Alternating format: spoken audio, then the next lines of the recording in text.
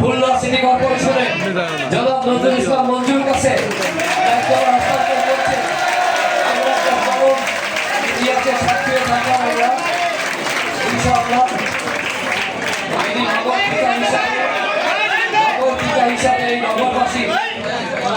নির্দেশনা সহ বাংলাদেশ সরকারের সদ্য গঠিত সরকার প্রধান জনাব তারেক রহমান মাননীয় প্রধানমন্ত্রীর দিক নির্দেশনায় তিনি এই নগরীর সেবা কার্যক্রম উন্নয়নের কার্যক্রম তিনি এগিয়ে নিয়ে যাবেন।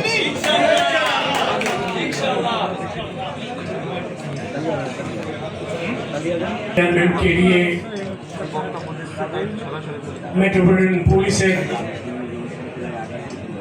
সম্মানিত বিভাগ সম্মানিত কমিশনার এডিশনাল কমিশনার সম্মানিত এসপি সম্মানিত আমাদের বিভিন্ন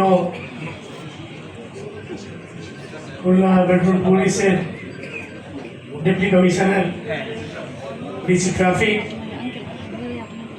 আমার এই শহরের সম্মানিত নাগরিকবৃন্দ সাংবাদিকবৃন্দ খুলনা সিটি কর্পোরেশনের সম্মানিত কর্মকর্তাবৃন্দ রাজনৈতিক নেতৃবৃন্দ আন্দোলনের শহীদ এবং প্রয়াত পরিবারের সদস্যবৃন্দ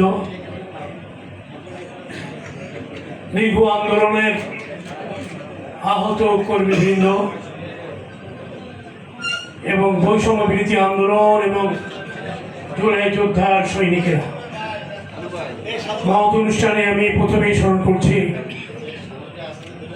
শহীদ প্রেসিডেন্ট জিয়াউর রহমানকে, যিনি আধুনিক বাংলাদেশের উপকারের দায়িত্ব পালন করেছেন। স্মরণ করছি আমাদের প্রিয় নেত্রী, বাংলাদেশের মানুষের কাছে সবচেয়ে বড় আবেগ, তিনবারের সাবেক প্রধানমন্ত্রী, আমাদের প্রিয় নেত্রী, যিনি আমাদের রাজনৈতিক কর্মী হিসাবে গড়ে তুলেছেন, প্রয়াত দেশ নেত্রী বেগম খালেদা জিয়াকে। স্মরণ করছি তার পুত্র প্রয়াত জনাব আরাফাতুর রহমান কোকোকে। এবং আজকে এই দিনে স্মরণ করছি 16 বছরের গণতান্ত্রিক আন্দোলনে যারা জীবন দিয়ে গণতান্ত্রিক ব্যবস্থাকে পুনঃপ্রতিষ্ঠা করেছে, সেই গণতান্ত্রিক আন্দোলনের শহীদ এবং জুলাইয়ের গণঅভ্যুত্থানের শহীদদের প্রতি আমাদের গভীর শ্রদ্ধা। গণপ্রজাতন্ত্রী বাংলাদেশ সরকারের মাননীয় প্রধানমন্ত্রী জনাব তারেক রহমান দেশের 6টি সিটি কর্পোরেশনের প্রশাসক নিয়োগদান করেছে। আমাকে খুলনা সিটি কর্পোরেশনের প্রশাসক হিসাবে নিয়োগদান করেছেন। আমি মহান রব্বুল আলামিনের প্রতি আমাদের কৃতজ্ঞতা এবং তার প্রতি কৃপা এবং আমাদের মাননীয় প্রধানমন্ত্রীকে ধন্যবাদ জানাই আজকের দিনে। এর মধ্যে দিয়ে খুলনা মানুষের প্রত্যাশা পূরণ, একটি স্বচ্ছ জবাবদিহিতামূলক 100 বছরের ঐতিহ্যবাহী সিটি কর্পোরেশনকে শতভাগ সততা এবং নিষ্ঠার সাথে পরিচালনা করা এটি আমার মূল দায়িত্ব। খুলনা সিটি কর্পোরেশনের এলাকার সকল নাগরিকদের সম্মান মর্যাদা প্রদান এবং তাদের সমস্যা সমাধানে সবসময় কাজ করার, নিরলসভাবে কাজ করার এবং বাধাহীনভাবে এই সিটি কর্পোরেশনের সকল মানুষকে সেবা দেওয়া, সার্বক্ষণিক সেবা দেওয়াই থাকবে আমার নেতৃত্বে সিটি কর্পোরেশনের সকল কর্মকর্তা কর্মচারীর দায়িত্ব। এটি পরিচ্ছন্ন সবুজ শহর, পরিকল্পিত পয়ঃনিষ্কাশন ব্যবস্থা, চাঁদাহীন, মাদকহীন, মশকহীন, নিরাপদ খুলনা গড়াই থাকবে আমাদের লক্ষ্য, যেটি মাননীয় প্রধানমন্ত্রী আমাদের নিয়োগকালে উনি বলেছেন। আমরা তার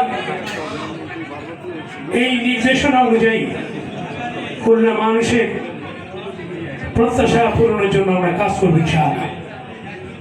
মাননীয় প্রধানমন্ত্রী বলেছেন জনগণের পাশে থেকে জনগণের সমস্যাটা জানার চেষ্টা এবং সেটি বাস্তবায়নের জন্য সরকারের কাছে এই পরিকল্পনা প্রেরণ করা।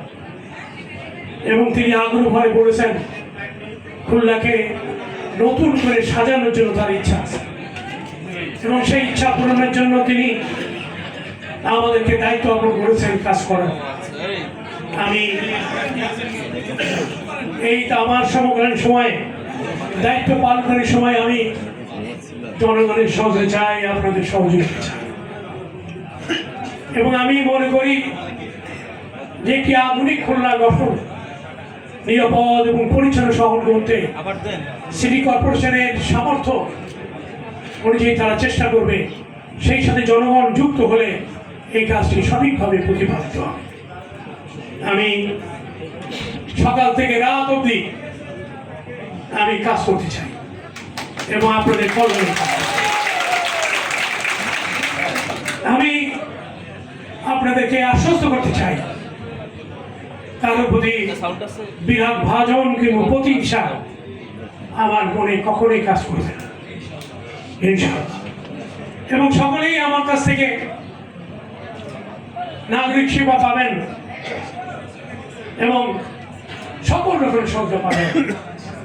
বিজ্ঞানের বিশেষ করে সাংবাদিক ভাইরা আছেন, গত এক সপ্তাহে তারা খুলনা সিটি কর্পোরেশনের নানা বিষয়ে তারা পত্রিকায় সংবাদ তুলে ধরেছে।